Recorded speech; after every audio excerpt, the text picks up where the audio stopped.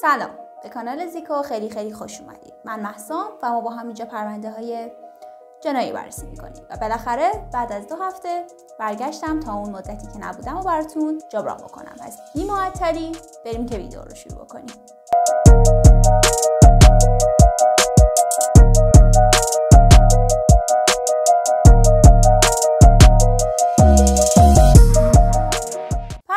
امروز قرار راجبش صحبت بکنیم باعث تغییر و تصویب یه سری قوانین توی یکی از ایالات آمریکا شد و به قدری بد بود که اون زمان قاضی‌ها میگفتن یکی از بدترین جنایات تو طول تاریخ آمریکا توی اون ایالات بوده.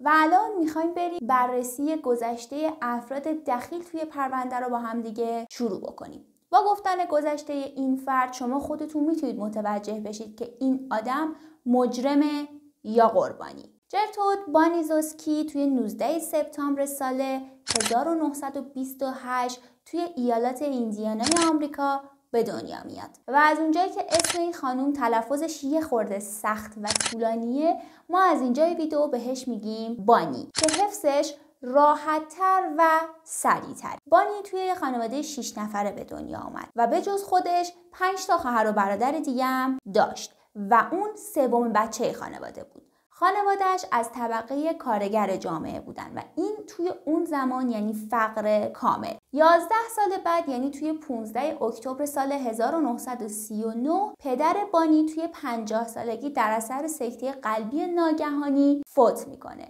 و بانی با 5 تا خواهر و برادر و یک مادر تنها باقی میمونن. 6 سال بعد از مرگ ناگهانی پدرش یعنی زمانی که بانی 17 سالش بود، اون مدرسه و دبیرستان رو به صورت کامل میذاره کنار و با یه پسر 18 ساله به اسم جان استفان ازدواج میکنه. نظریه من اینه که بانی یه جورایی مجبور شده ازدواج بکنه، چون اولندش پدرشون فوت کرده بود و اونا توی فقر به سر میبردن و بعد از اون مادر تنها داشت و 5 تا بچه به جز خودش و دخترای این خانواده تصمیم گرفتن که از اون فضای خونه فرار بکنن و برای خودشون یه تکیهگاه مالی و عاطفی پیدا بکنن که این تکیهگاهی که بانی برای خودش انتخاب کرده بود اصلا تکیهگاه درستی به نظر نمی رسید، چون جان یه آدم خیلی خشمگین بود، آدم خشنی بود و سر کوچکترین چیزایی با بانی بحث و دعوا میکرد، اونو کتک میزد، تحقیرش میکرد، بهش گرسنگی میداد و کلی بانی رو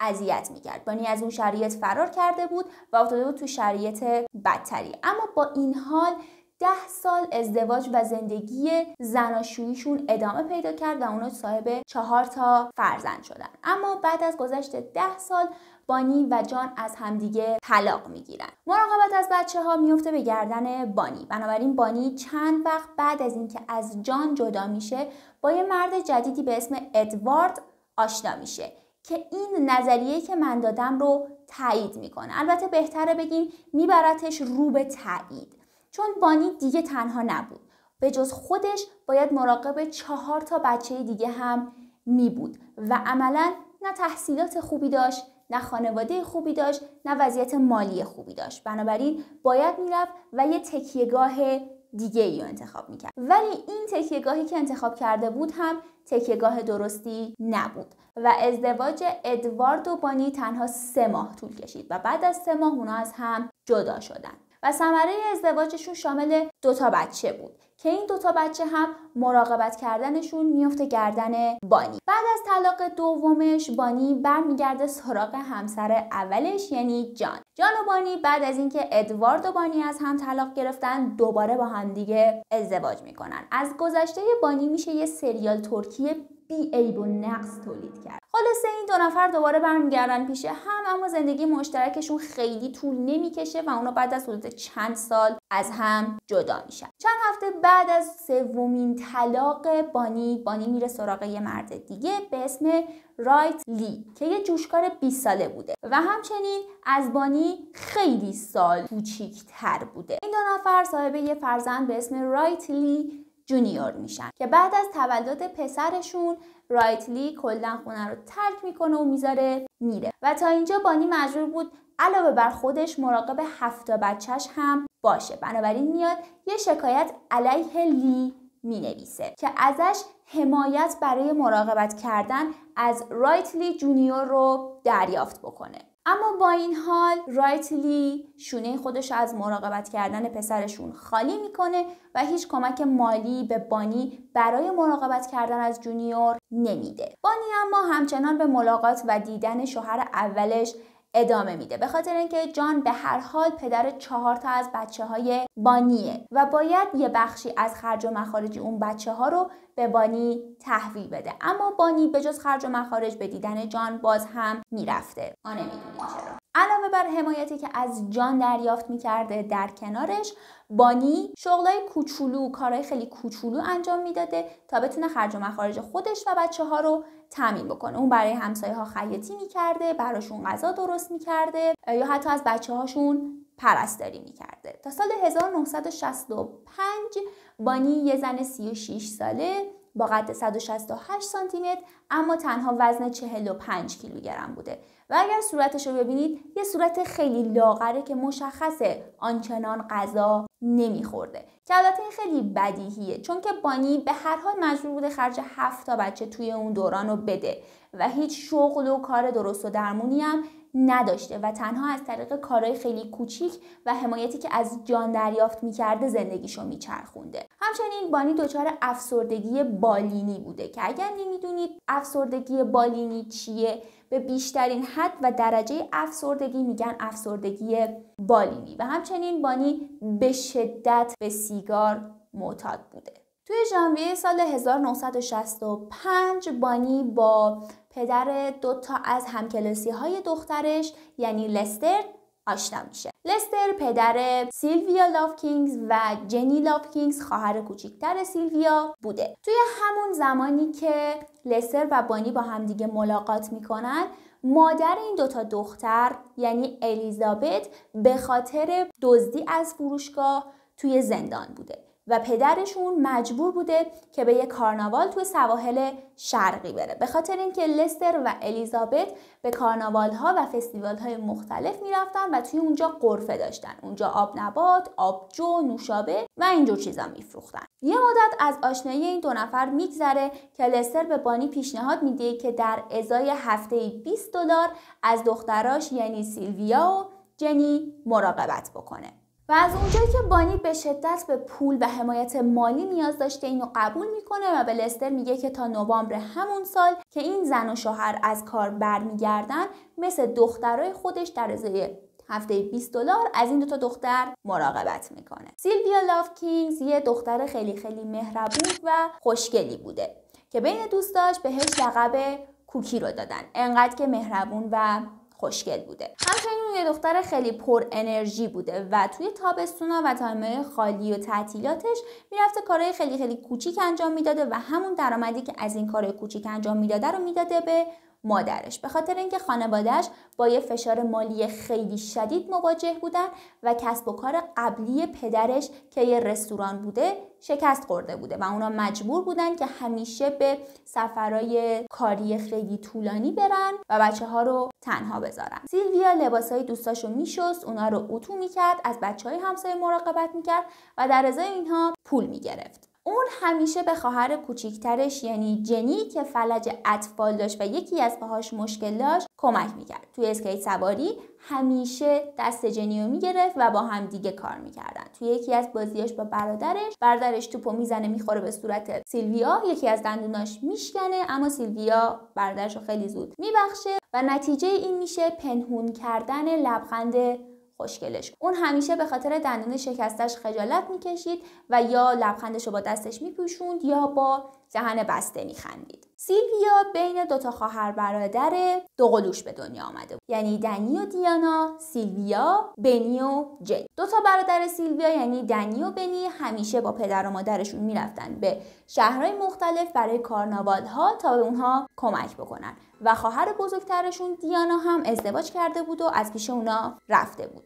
و سیلویا و جنی همیشه موقعی که پدر و مادرشون به سفرهای کاری طولانی مدت میرفتن پیش اقوامشون میبوندن، اما این سری یه سری مشکلاتی به وجود اومده بود که نمیتونستن برن و پیش مادر بزرگشون بمونن. بنابراین پدرش تصمیم گرفت که از بانی کمک بگیره. حدود چند هفته بعد از توافق لستر و بانی، این 2 تا دختر یعنی سیلویا و جنی به خونه بانی و بچه‌هاش نقل مکان میکنن و تا هفته‌های اول همه چیز کاملا عادی بود. به خاطر اینکه پدر سیلویا و جنی پولی که قرار بود به بانی در ازای مراقبت از این دو نفر بده رو به موقع پرداخت میکرد و توی این 2 هفته سیلویا و جنی مدرسه میرفتن، میمدن خونه، آهنگای پاپ میخوندن. هر هفته یک شنبه ها با دخترای بانی میرفتن به مراسمای کلیسا و به هر حال نوجوانیشون رو میکردن. اما بعد از حدود 2 هفته که پدر بانی و جنی یعنی لستر با فشار مالی خیلی شدیدی مواجه میشه، این $20 به جای اینکه مثلا توی روز خاص به یه ساعت خاصی پرداخت بشه با چند روز تأخیر مواجه میشه و این چند روز تأخیر بعدها تبدیل میشه به هفته‌ها تأخیر و بانی تصمیم میگیره که اون خشمی که سالها درونش جمع شده بود از رابطه ها و ازدواج های ناموفق و شکست خورده‌اش، از خانواده‌اش، از فشار مالی، از همه چیزو سر این 2 دختر بدبخت به خصوص سیلویا خالی بکنه. سیلویا یه دختر خیلی خوشگل، مهربون و پر انرژی بود که یه پتانسیلی درونش داشت که اونو خیلی دختر جذابی نشون میداد و این یه جوری خار شده بود توی چشمای بانی و بانی داشت به یه دختر 17 ساله حسادت میکرد. به خاطر همین به جای اینکه سیلویا و جنی رو از خونه پرت کنه بیرون و بگه من دیگه از شما مراقبت نمی‌کنم، شروع میکنه به آزار و اذیت این 2 نفر، به خصوص سیلویا. تا یه جایی به بعد جنی خواهر کوچیکتر سیلویا رو تهدید میکنه که باید خواهرتو اذیت بکنی وگرنه خودت مورد آزار و اذیت قرار میگیری و از اونجایی که سیلویا نمیخواسته این اتفاق بیفته همه رو به جون میخره تا خواهر کوچیکترش سالم بمونه. اوایل این آزار و اذیت‌ها با تهمت‌ها و آزار روحی شروع شده بود. مثلا یه بار سیلویا با پولی که پدر و مادرش بهش داده بودن و عملاً پول خودش بود برای خودش و خواهرش آب نبات میخره، اما بانی این آب نبات‌ها رو از دست سیلویا میگیره و اونو متهم به دزدی میکنه.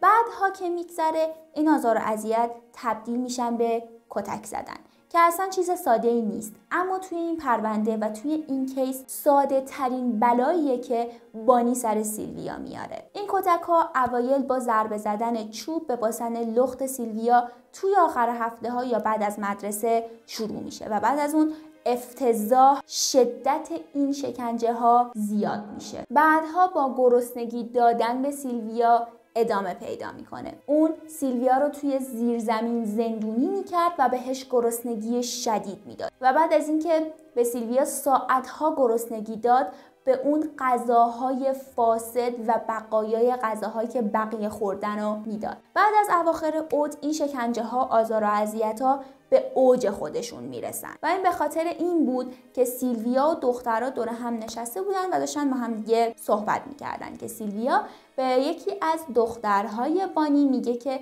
توی محل قبلیشون که با پدر و مادرشون زندگی میکرده یه دوست پسر داشته که اینا با هم آشنا میشن، وارد رابطه میشن و همدیگه رو خیلی دوست داشتن و دختر بانی میره به بانی خبر میده و بانی هم میاد و شروع میکنه سوالای چرت و پرت پرسیدن، سوالایی که حتی به ذهن سیلویا هم نمیرسید. از سیلویا میپرسه تو با دوست پسرت یا دوستای پسری که توی محله قبلیتون داشتی کار بدی هم کردی یا نه؟ و از اونجایی که سیلویا توی اون سنش هیچ درکی از روابط جنسی و کارهای بدی که بانی بهشون فکر میکرد نداشت، میگه آره کردم، کار بدی باهاشون کردم. و کار بدی که سیلویا داشت بهش اشاره میکرد رفتن به پارک ساحلی و اسکیت سواری با پسرا بوده و همچنین اون به بانی گفتش که من یک بار با دوست پسرم زیر یه پتو خوابیدیم و از نظر سیلویا اینا کارهای بدی بودن. از اونجا به بعد اول آزار و اذیت‌های روحی سیلویا شروع میشه.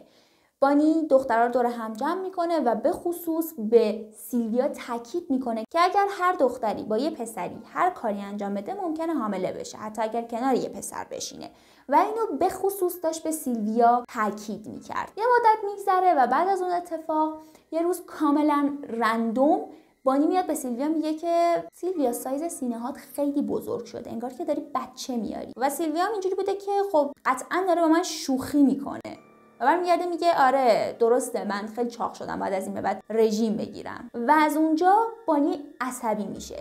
اول یه لگد به ناحیه تناسلی بانی میزنه و بهش میگه تو دختر خرابی هستی. از اونجا به بعد همدست های بانی هم میان توی بازی. هم دستای بانی شامل دوستای نوجوان بچه‌هاش، خود بچه‌هاش و یه سری از همسایه ها بودن. فکر کنید یک زن 36 ساله که دیگه از نظر سنی بالغ شده با یه سری نوجوان میان یه دختر بیچاره 17 ساله رو اذیت میکنن. اونم فقط به خاطر اینکه بانی به سیلویا به شدت حسادت میکرده. بعد از اینکه بانی اون حرفا رو میزنه و بعد از لگدش به سیلویا، پائولو دختر نوجوان بانی که توی اون سن 3 ماه باردار بوده، سیلویا رو با لگد از روی صندلی هل میده و بهش میگه که تو لیاقت نداری روی صندلی بشینی.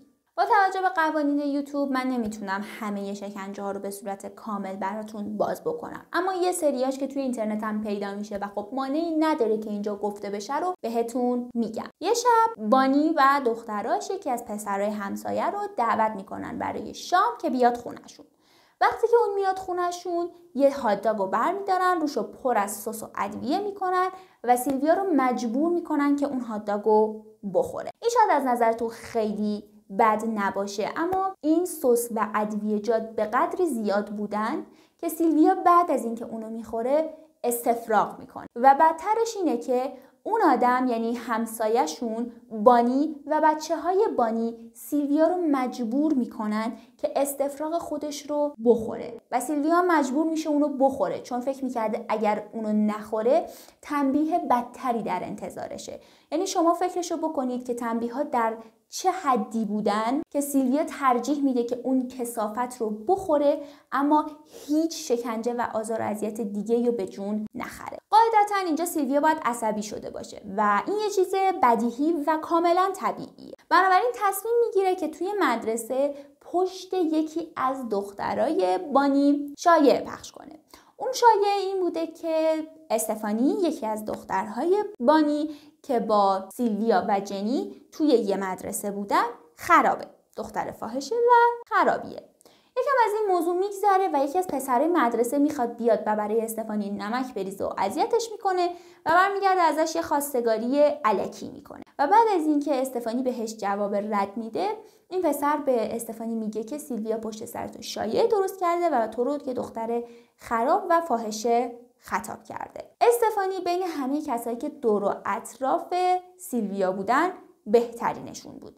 میاد خونه به سیلویا میگه که چرا پشت سر من یه همچین شایعه پخش کردی؟ میزنه زیر گریه و از اونجایی که سیلویا یه دختر خیلی مهربون بوده و این کارش یه مواجهه عصبی در برابر کارایی بوده که مادر استفانی باهاش میکرده، میزنه زیر گریه، کلی از استفانی معذرت خواهی میکنه، این دوتا دختر هم دیگر رو بغل میکنن و این رابطه به خوبی و خوشی تموم میشه. یعنی استفانی نمیره به مامانش بگه که این اتفاق افتاده چون میدونه که اگه به مامانش بگه اتفاقای خوبی در انتظار سیلویا نیست. اما دوست پسر 15 ساله استفانی، توجه بکنید، دوست پسر 15 ساله استفانی از این ماجرا خبردار میشه، میره پیش سیلویا و سیلویا رو کتک میزنه، سرشو میکوبه تو دیوار، با پاهاش بهش لگد میزنه و میگه که تو حق نداشتی پشت سر دوست دختر منی همچین حرفایی در بیاری و بعد از اون میره میذاره کف دست بانی تا بانی هم به خدمت سیلویا برسه.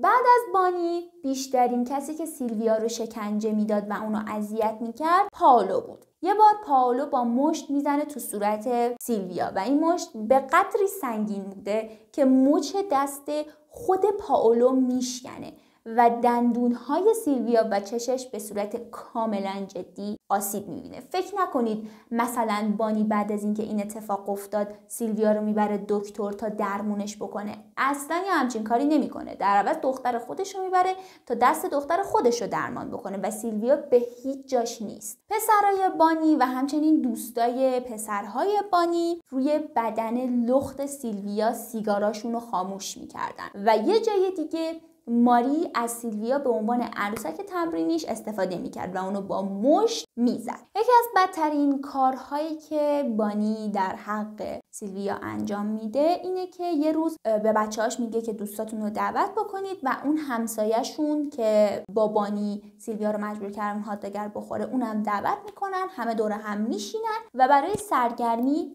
بانی سیلویا رو مجبور میکنه که جلوی همه توی اتاق نشیمند لخت بشه و بعد از اینکه لخت میشه خودم نمیتونم اینو تعریف بکنم. و بعد از اینکه لخت میشه سیلویا رو مجبور میکنن که با یه قوطی پپسی خود ارضایی بکنه و همه اینو ببینن. بعداً بانی توی اظهاراتش میگه که این کار رو انجام داده به خاطر اینکه میخواسته به جنی ثابت بکنه که خواهر بزرگترش یه فاحش است، ولی در اصل میخواسته روح کثیف و کثافت خودش رو ارضا بکنه. در آخر بانی نمیذاره که سیلویا دیگه بره مدرسه و اونو توی خونه زندانی میکنه. بیشتر اوقات اون رو توی حموم نگه میداشته، در حموم میبسته و سیلویا از سرما به خودش میپیچیده. اونو توی زیرزمین خونه‌شون نگه میداشته و بهش غذا نمیداده و تنها برای اینکه اونو اذیت کنن، بهش بخندن یا برای سرگرمیشون کتکش بزنن، از توی حموم یا زیرزمین میآوردتش بیرون. و جایی که سیلویا میخوابیده عملاً یه خرابه بوده، یه اتاق کثیف و زشت که فقط یه تشک توش پهنه. بعدها توی کالباچه کافی مشخص میشه که توی این مدت به سیلویا چندین بار تجاوز شده و آسیب‌های خیلی زیادی به ناحیه تناسلیش وارد شده بود و ناحیه تناسلیش به شدت ورم کرده بود. قبل از مرگ سیلویا اون تلاش میکنه که از خونه فرار بکنه و توی راه فرارش پسرای بانی اونو میگیرن میبرن خونه و اون روز میشه آخرین روزی که سیلویا زنده بوده و اون روز از نیمه شب تا ساعت 6:30 صبح به صورت مکرر سیلویا رو آزار و اذیت میدادن که بعد از اون متاسفانه فوت میکنه. موقع بررسی این پرونده بزرگترین علامت سوالی که توی سرم به وجود اومده بود این بود که چرا این دوتا دختر به والدینشون خبر نمیدادن که چه اتفاقی داره برای سیلویا میفته. بزرگترین دلیلش جنی خواهر کوچکتر سیلویا بود. بانی جنی رو به شدت تهدید کرده بود که اگر چیزی به پدر و مادرتون بگی هم خودتون هم پدر و مادرتون رو میکشیم. و از اونجایی که جنی دختر خیلی کوچیک بوده اینا رو باور میکنه و جلوی سیلویا رو میگیره که از یه جایی به بعد سیلویا زندانی میشه و دیگه نمیتونسته کاری بکنه. حتی توی این مدتی که جنی و سیلویا پیش بانی میموندن پدر و مادرشون چند بار رفته بودن که دختراشون رو ببینن، اما خب اونا نمیتونستن چیزی بگن چون تایمی که پدر مادرش میمدن این دو نفر رو ببینن بانی هم اونجا حضور داشت و انقدر این دو نفر رو ترسونده بود که اونا هیچ چیزی نمیتونستن به پدر و مادرشون بگن. و بزرگترین جایی که من توی مغزم داشتم هرس میخوردم و دلم میخواست که سرمو بکوبم توی دیوار موقعی بود که ماری، جنی و سیلویا، ماری یکی از دخترهای بانی بوده، داشتن میرفتن بیرون توی پارک بودن که جنی و سیلویا خواهر بزرگترشون یعنی دیانا رو میبینن و از اونجایی که ماری همراهشون بوده و اونا به شدت از بانی میترسیدن تصمیم میگیرن که چیزی به خواهرشون نگن و از اونجایی که سیلویا به شدت گشنه بوده به خاطر گرسنگی دادنهای چند ساعته و حتی چند روزه های بانی از خواهرش یه ساندویچ درخواست میکنه و خواهرش هم اون ساندویچ رو براش میخره. آدرس خونه بانی رو بهشون میدن و با هم دیگه خدافظی میکنن و میرن. و از اونجایی که دیانا خواهر بزرگترشون فهمیده بود که دوتا خواهر کوچیکترش کجا میمونن آدرس اونجا رو حفظ میکنه و بعدها میره به خواهرش سر بزنه. اما بانی به دیانا میگه که پدر و مادرتون گفته که حق نداری این دوتا دختر رو ببینی و یه جوری دیانا رو رد میکنه بره و دیانا هم دیگه سراغ این دو نفر رو نمیگیره. از اون طرف همسایه ها صدای فریادها و درخواست کمک بانی رو از توی خونه میشنیدن چون فریادها خیلی صداش زیاد بوده، اما به خودشون میگن خب زندگی شخصیه و ما نباید که توی زندگی شخصی یه خانواده دخالت بکنیم. و یه جا یکی از همسایه ها به مدرسه گزارش میده که یه دختری تو خونه بانی زندگی میکنه که وضعیتش خیلی بده، زخمای بسته نشده و درمان نشده داره. از مدرسه کارشناس میفرستن به خونه بانی. بانی هم به مدرسه میگه که سیلویا از خونه فرار کرده بوده و این زخما هم اونجا به وجود اومدن و بسته نشدن و درمان نشدنشون هم به خاطر اینه که سیلویا بهداشت شخصیشو رعایت نمیکنه. تو مگه میذاری که بهداشتی بمونه که برمیگردی میگی بهداشتشو رعایت نمیکنه؟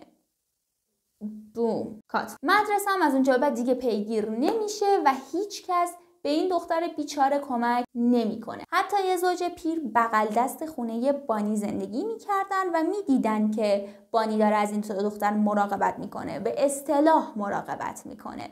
میدیدن که گاهی اوقات زیر چشم سیلویا کبوده، هر روز داره آب میره و علائم سوء تغذیه به شدت توش مشخصه، اما هیچ وقت به صورت جدی اونو به پلیس گزارش ندادن. بانی و همدستاش دستگیر میشن و همشون مجازات میشن، مجازات‌های اعصاب خورد کن و تومخ که تومخترینشون مجازات پسر بانی بوده، همونی که روی بانی سیگار خاموش میکرده، کتکش میزده و این چیزا. اون فقط به 2 سال زندان محکوم شد. خود بانی تا سال 1972 یعنی فقط 7 سال رفت توی زندان و بعد از اون آزاد شد. اما دوباره به خاطر اقدام به قتل دستگیر شد. بعد از اون به خاطر رفتار خوبش توی زندان و این چیزا تو سال 1985 آزاد شد، اسمشو تغییر داد و تو سال 1999 در اثر سرطان ریه فوت کرد. چه بهتر، باید یه جور دیگه سزای اعمالشو میداد. واقعا باید یه جور دیگه سزای اعمالشو میداد. مردن برای این آدم خیلی کم بود، خیلی مجازات، یعنی بهترین مجازاتی که میتونست بگیره مرگی بود. مرگ براش بهترین گزینه بود که نباید این اتفاق میافتاد. به خاطر مرگ سیلویا قانون گزارش دهنده های اجباری توی ایالات ایندیا تصویب شد. این به معنای اینه که هر کسی فارغ از سن و جنسیتش باید خشونت خانگی رو گزارش بده، حتی اگر مشکوک باشه که یه کودک مورد آزار و اذیت قرار گرفته. و این یکی از بهترین قوانینیه که میتونست تصویب بشه. همچنین یه سازمان حمایت از کودکان به اسم خود سیلویا تأسیس شده که من اسم سایتش رو براتون میذارم، میتونید برید اونجا و اطلاعات رو بخونید. حالا من همه چیزایی که توی این پرونده اتفاق افتاده بود و بهتون گفتم، اما اگر دوست داشتید میتونید به این سایت هم یه سری بزنید. رسیدیم به آخر ویدیو و من باید ازتون یه تشکر خیلی زیاد بکنم که تا اینجای پرونده و تا اینجای ویدیو همراه من بودین. این پرونده یکی از اعصاب خورد کن ترین پرونده هایی بود که من تا الان خونده بودم و یه فیلم بر اساسش ساختن که اسمش هست یک جنایت آمریکایی. حتما برید ببینیدش اگه دوست داشتید. خیلی خیلی ازتون ممنونم که تا اینجای ویدیو همراه من بودین. اگه دوست داشتین که از من حمایت بکنید حتما دکمه سابسکرایب رو بزنید، ویدیو رو لایک بکنید و برام کامنت بذارید. از پرونده بگید، از خودم انتقاد بکنید و بازم خیلی خیلی ازتون ممنونم. دوستتون دارم. تا ویدیو بعدی، خدا نگهدار.